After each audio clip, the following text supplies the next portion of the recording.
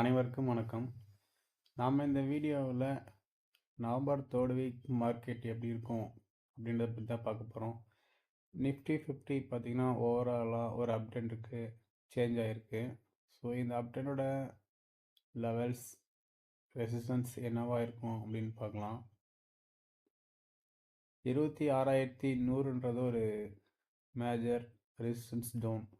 இந்த 26,100 market break out ஆயிடுச்சுன்னா ஃபர்தராக 26,350, 450, 26,650 இந்த மாதிரி ஒரு லெவல்ஸ் பார்த்திங்கன்னா வாய்ப்புகள் நிறைய இருக்குது.